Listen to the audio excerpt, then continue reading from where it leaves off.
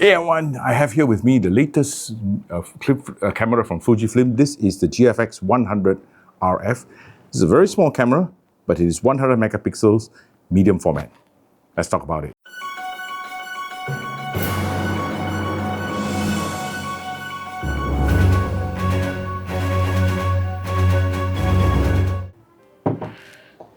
Okay, I have here with me the newest GFX 100. This is the Fujifilm's latest offering. This is a single lens, fixed lens camera. It's got 100 megapixels and it is touted to be a camera which is excellent for travel. I've traveled with this a little bit. The original plan was to travel with this to India, but the plans for India has been halted because of the war between Pakistan and India, and therefore the trip has been postponed. But I still have the camera. I went out shooting with it. We've covered a number of events in Singapore with this. I'll show you the pictures. But what's great about this camera is that this camera is quite small. It's quite light. I think it's 780 grams together with a fixed focus length. It's a fixed focus lens. It's 35 millimeters. The lens cannot be taken off and changed, and it's fixed focus. It runs from f4 to f22, and of course it can go full automatic. I shot most of it in f4. This enclosure like this, a weatherproof enclosure attached, and this can be removed by just unscrewing it. And once we've completely unscrewed it, you can see how small this camera is with the attached lens. The idea of the f4 lens, you can see, it's really, really small. It's not much bigger than the 100 Mark VI that we tested not too long ago. As you can see, very, very small camera, very small lens. And the idea of such a small lens is that, unfortunately, it is limited to f4. And the body being so small is that there is no IBIS on this camera. This camera is excellent for travel because it's small, light, and pocketable. If you have a large pocket, maybe in a big coat or with a small bag, it will go in very well. It comes with this strap, comes with this weatherproof package. This weatherproof filter on the 100 Mark VI is an additional piece, but however, it is included in this particular camera. f4, no image stabilization, but it comes with a leaf shutter, so it shoots up to 1 or 4 thousandths of a second with flash, although most people would not be using flash with a camera like this. It is meant to be a quick, easy point and shoot. And Fuji has a relatively long history with this kind of medium format with a single lens which is not interchangeable. The camera's claim to fame is that the build quality of the camera is excellent. Its top plate and the bottom plate is machined out of a single piece of aluminium, as quite unusual because there's very little plastic being used. The feel of the camera, although it's very light, has got a little bit of heft.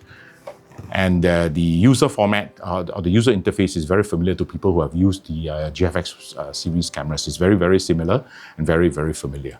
The only big difference is that there is a little dial here. You can see where I'm pointing at. This little dial actually allows you to change the format of the pictures being taken, and this applies only to stills. And it goes from anywhere from the native 4:3 to up to the very popular 65:24, which is the expand format. This dial where you can change it physically is new, but this feature is not new at all to the GFX series because this is also available in the GFX 100 Mark II, the GFX 100S, the 50S Mark II, except that has to be changed inside the menu system. And also it's of not much value to me because I shoot 100% in RAW, and this setting does not apply to the RAW files.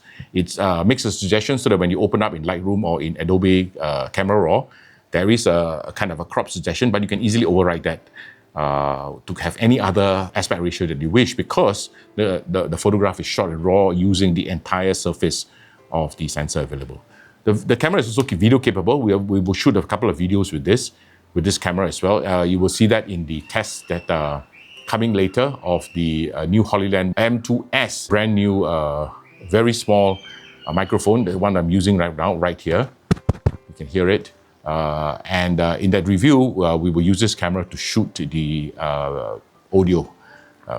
It shoots only up to 4K, no 6K, even though I don't know how it makes use of the full sensor, because the sensor is very, very big. It's 44 by 33 millimeters. medium format sensor capable of delivering 100 megapixels, which means it's more than 10,000 pixels in the horizontal side versus DCI 4K will need slightly more than 4,000 pixels. So I don't know whether it's pixel binding or it's they're throwing away some of the pixels or it's just using the center part of the sensor. I'm not so sure about that. Overall, this is a nice handy little camera, good for everyday carry. We will talk about it in a little bit more detail and compare it with the other cameras which we are likely to compare it with. The slightly more expensive Leica Q3, both the 28mm and the 43mm, although the comparison is much closer to the 28mm because 35mm on this camera is almost exactly the same field of view as 28mm on the Leica Q3. The other comparison will also be with its own sibling, the APS-C 100 Mark VI. That's not really a much smaller camera. It's just slightly smaller, slightly lower. But the comparison is that this is a medium format sensor with 100 megapixels.